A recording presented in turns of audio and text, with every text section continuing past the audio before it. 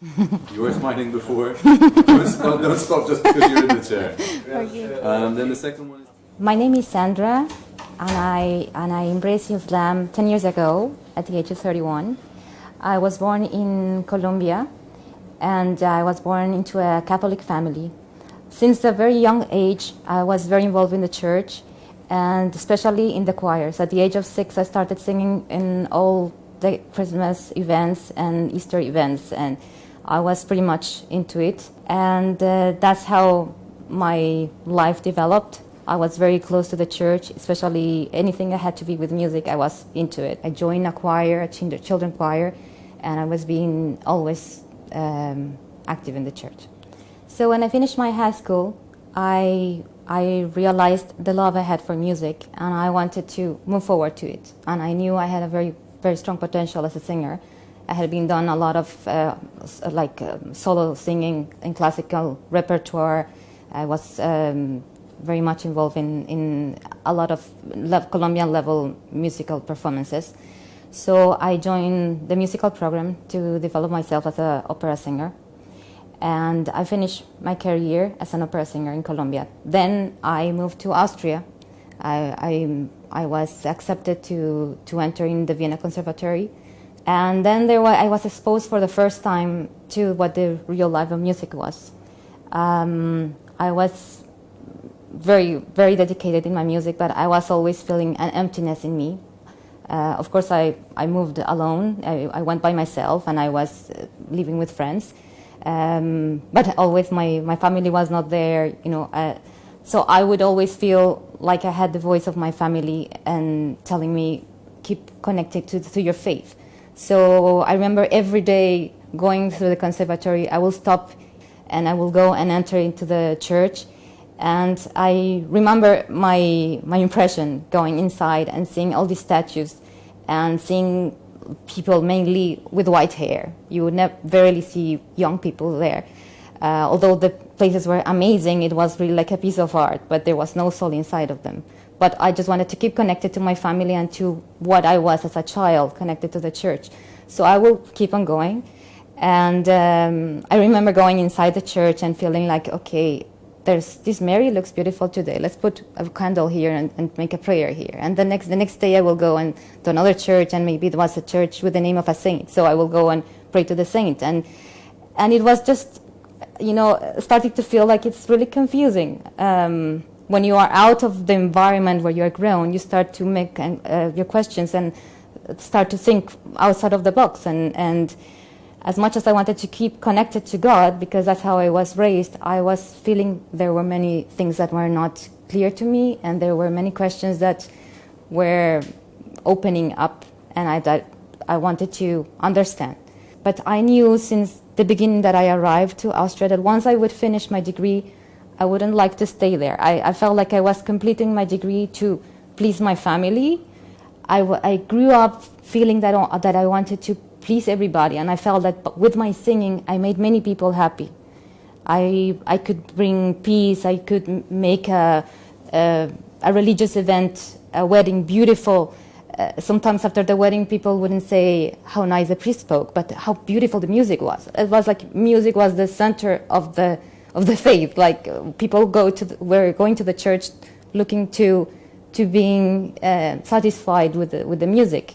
People will go to these amazing cathedrals just to hear the music. And once the big pieces of the repertoire were done, halfway the mass, suddenly the church would be empty. I remember Japanese buses stopping just next to the cathedrals, and then the church would be full of people. And once the communion started, that usually if you think about Schubert, like masses or Mozart masses, the music goes until the communion, and then after that, once the communion was over, the church was empty, and the priest was really upset. Once I continue studying, and I was about to reach my final diploma, my final degree, I remember feeling this sense of loneliness and confusion and frustration and not clarity where my life was going towards to.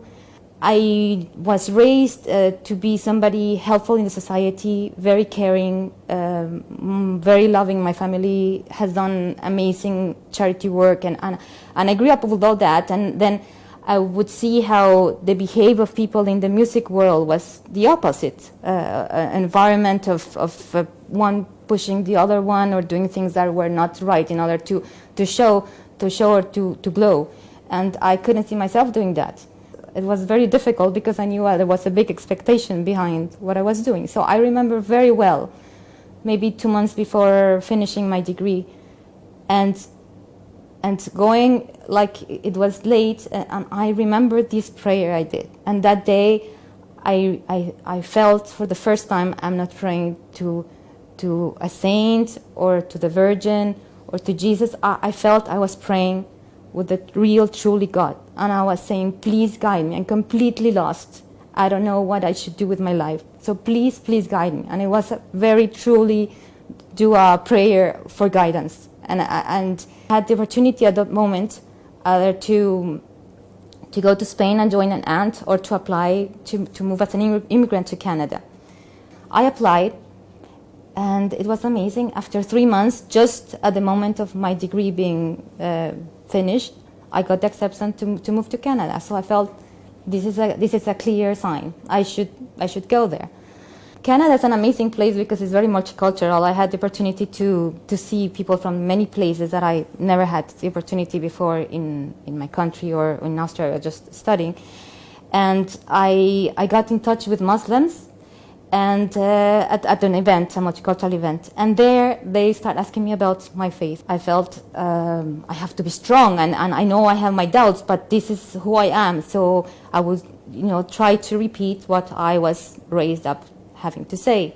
But then, of course, as a diplomatic way, if somebody had asked me about my religion, I had to ask back. So it was the first time I was encountering Muslims, and so I was asking, okay, so what do you believe in? I didn't know anything about Islam, and I was amazed to know that in Islam, Maryam, the Virgin Mary in Catholicism, was a very important woman, one of the 4th most important women in Islam, and that Jesus, Isa, was a very important prophet, and that they had the same prophets that I grew up knowing in the Christianity.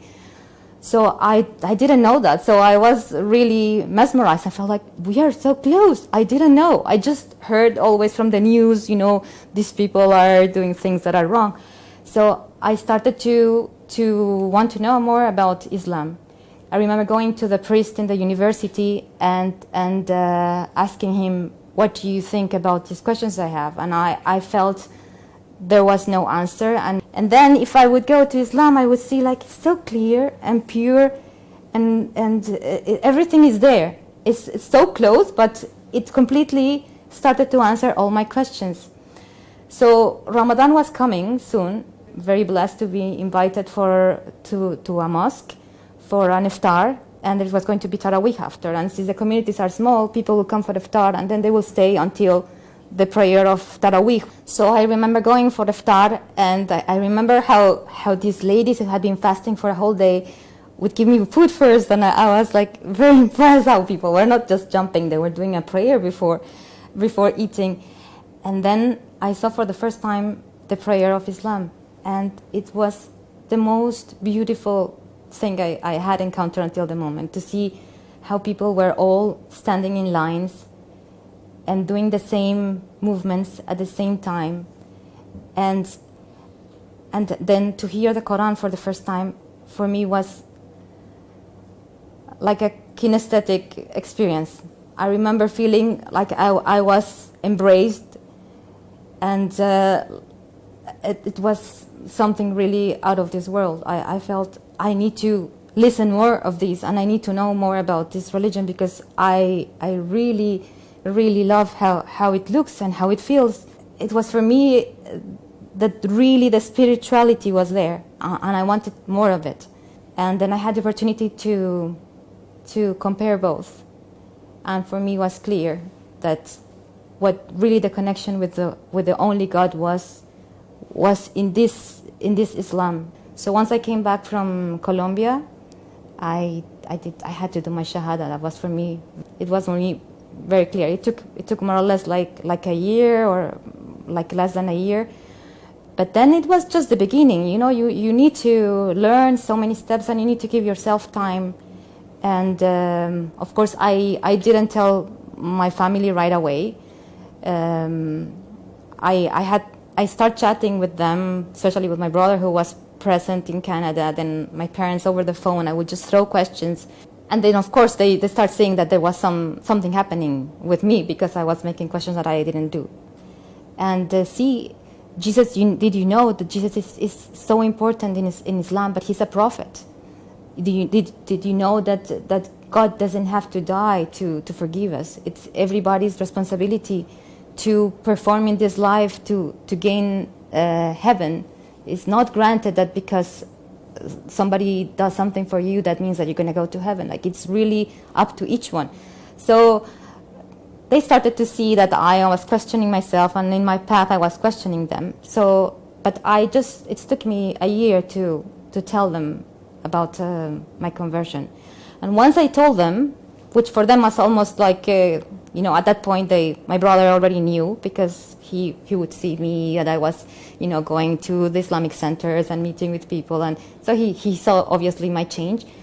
And then I told them, they kind of accepted, but I felt I need to do something, even for the people in my environment, to see that I'm truly meaning my conversion, my new faith. I have to put a hijab on. I remember telling a friend, next Ramadan, I will start wearing hijab. And then she told me, why do you have to wait until Ramadan? And I remember coming back home and, yes, why do I have to wait? And I started reflecting on it, and I said, very good, to show that Islam was good. So it was like a protection of myself if I were to do something that it was not, not accepted. I would remind myself, I have the hijab, I need to be good. So alhamdulillah, they accepted me, they respected me. Mainly with my mom and my father, I had a lot of opportunities to talk about it in detail. With my brothers and sisters, there's more like an acceptance. At the beginning of my conversion, I felt like I had to talk with everybody. I need to tell everybody has to be Muslims. And then I realized everybody needs a time, and it's only Allah who guides. And through my behavior, I do more than through speaking out. So every time I see them, they can feel it. And my du'as, they are always there, and I pray that Allah will guide them. Islam has been for me the greatest gift I ever had. Like, now I'm married, I have another daughter, and I keep on telling my husband and my daughter, I love you a lot, but for me, the first thing and the best thing that ever happened is Islam. It completely took away all the questions I had and all the anxiety I had, and gave me this peace and this light and this clarity that I didn't have before. I guess for me, the main concern was that I felt I have to give up my music, because I felt I couldn't deal with music and Quran at the same time. So there was a big transition there, but I ended up giving up music, and I completely never missed it after that. I felt that all the skills that I acquired through my studying, alhamdulillah, I was able to use them to learn about Quran, to learn how to read Quran, and to memorize, and to be able to learn the language. You and me and everybody and everything around us was born to submit to the Creator. Once you feel that you belong to Him, and that you know that you're going to meet Him after you die, you should not wait until this moment comes, because you never know when this moment might come. It might come tomorrow, and you don't want it to be too late. And the reward of being a Muslim is so much greater than all the difficulties that you might face in your transition.